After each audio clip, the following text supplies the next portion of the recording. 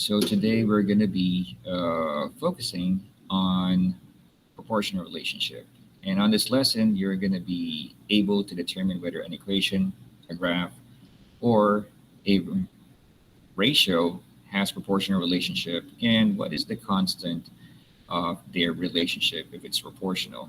So I'm going to go ahead and start with my first example right now, where you got two equations. You got y is equal to negative 5x and y is equal to 4 over 7x plus 8. So let's start with the first equation. You got y is equal to negative 5x. What you're going to do here is determine which of these have one operation involved. Because if it's more than one operation, by rule, that is no longer considered as proportion. So let's talk about example number A. You got negative 5 and x sitting next to each other. If a number and a variable are sitting next to each other, automatically there's an operation involved, and that is multiplication. Negative 5 being multiplied by x. Now, having said that, if there's only one operation involved, that already tells us that this is proportional. But what is the constant of proportionality? So the constant of proportionality of this example is the only number being multiplied to your variable. In this case, it's negative 5, all right? So regardless, if this right here is a fraction, a negative number or a positive number or a whole number, that right there being multiplied to a variable is your constant of proportionality. So I'll mark that right here as negative 5. So let's talk about the next example right here. We got y is equal to 4 over 7x plus 8. So I want you to look at this example right here. 4 over 7 is sitting next to x. This is only or already telling us that there's one operation involved, which is multiplication. All right, 4 over 7 times x. And you also got a plus 8. So you got two operations here. 4 over 7x. All right, that means 4 over 7 times x plus 8. So having said that, this right here is not proportional. And since it's not proportional, there is no constant of proportionality. All right. Now, the only thing that I would like to share with this example is, let's say, for instance, you come across an equation where it only has a variable. All right. Now, the thing that you're going need to remember is this. If there is no number associated with each variable, automatically there's an imaginary one for each of them. So let's talk about this, all right? Is this proportional or not? This y is equal to 1x. What you will need to do is simply determine the operation, 1 and x. That means 1 is being multiplied by x. So what you're just going to do is tell that this is proportional, all right?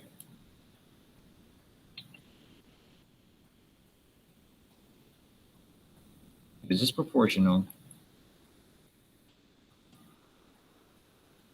And the constant k is equal to 1. If this is negative 1, then it should be negative 1.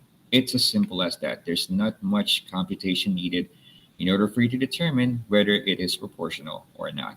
So I'm going to go ahead now and jump to my next example right here, and that will be this example. We're talking about graphs. So I have here 3 graphs, but let me make sure, all right, that this screen is ready.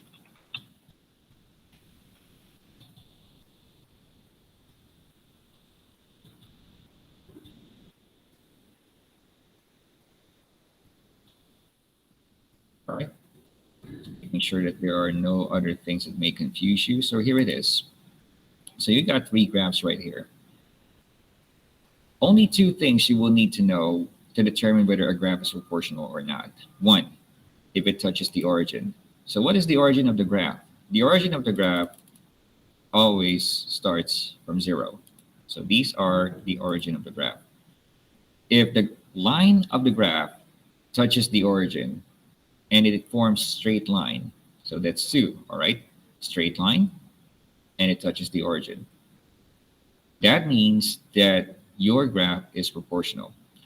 Looking at graph number two, it does not even touch the origin. It does not form a straight line. Therefore, this is not proportional. On the other screen, graph number three, you got a straight line, but it does not even touch zero. So this is not proportional. Again, if they are not proportional, you can leave these boxes blank because there's no constant of proportionality. On the other hand, though, this right here forms a straight line and it touches zero. So this right here is proportional. But what do we need to fill in this box right here? What is the constant of proportionality? In order for you to determine that is to know what is the first coordinate of your graph that is not 0, 0. On that case, this is that coordinate right here. Now keep in mind of the formula, all right? The formula for finding our constant of proportionality is k is equal to y over x. So this right here is your y-axis and this right here is your x-axis. Now let's go ahead and determine the values of y and x using the graph. So as you can see on y-axis, it's lined up in number 5. Therefore, I'm going to put number 5 on top to substitute the value of y on this equation. And what's the value of x? So I can see right here that this line is directing towards number 2. So that means y over x is equal to 5 over 2. Now, the rule for finding the constant of proportionality is that if the number can be divided, because you know that fraction represents division, all right? And there will be decimals and not whole numbers, there's really no need for you to divide them. So it's pretty much simple, all right? That means that your constant of proportionality is 5 over 2. And that pretty much sums up how you can determine whether a graph has proportional relationship and the constant of proportionality.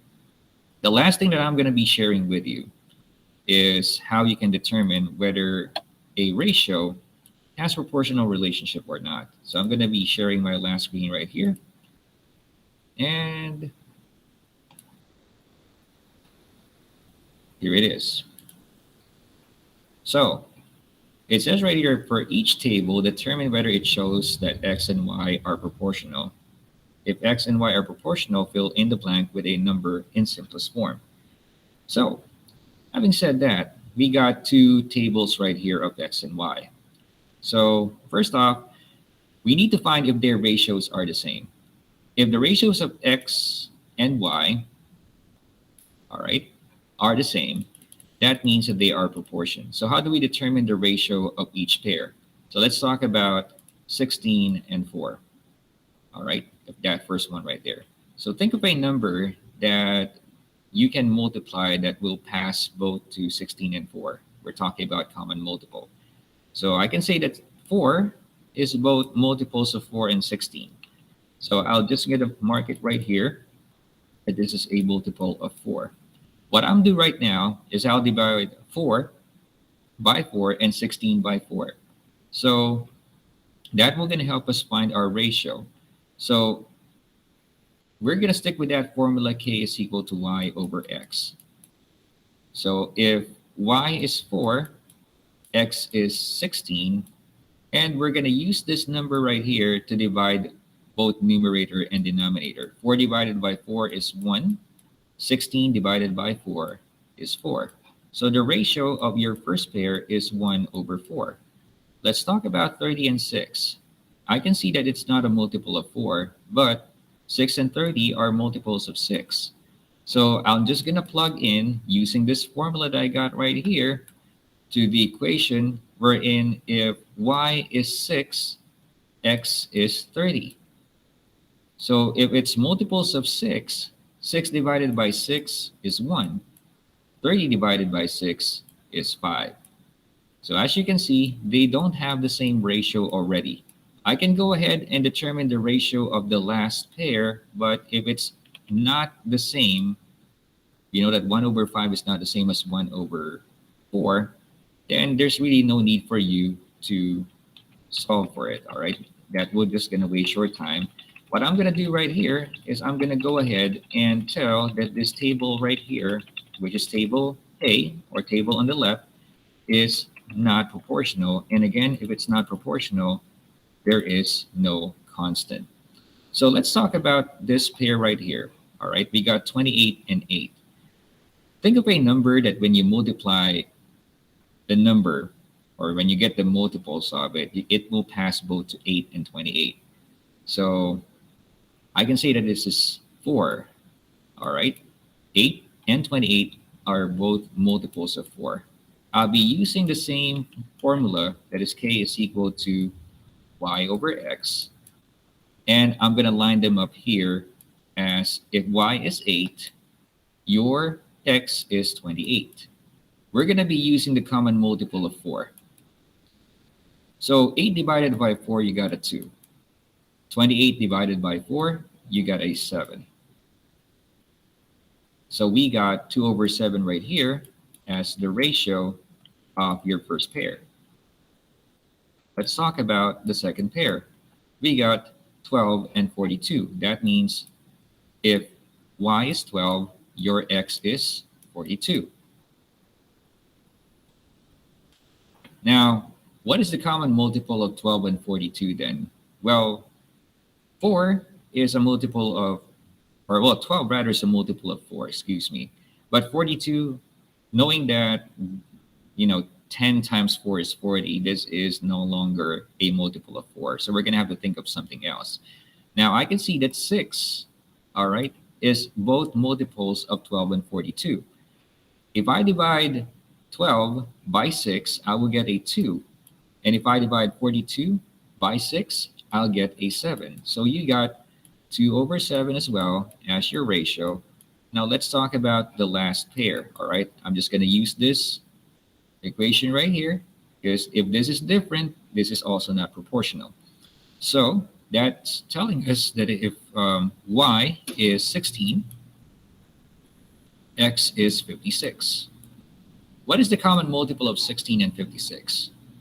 It's not 6. It's definitely, it could be 4. However, if I use 4, I still need to express my ratio into lowest term. So the best answer to give is 8. 8 is the greatest common multiple between 16 and 56. So if I divide 8, all right, or if I divide 16 to 8, I'll get a 2. And if I divide 56 by 8, I'll get a 7. So this right here tells us that the ratio is 2 over 7. If the ratios are the same, this right here is proportional. And the constant of proportionality, or the one you're going to be filling in on this box, is the ratio of 2 over 7. And that's pretty much it. And I hope that you guys will be able to answer your activities today. And I'm going to be posting videos for those who are still catching up with their lessons. So without further ado, I'm going to end the session right here.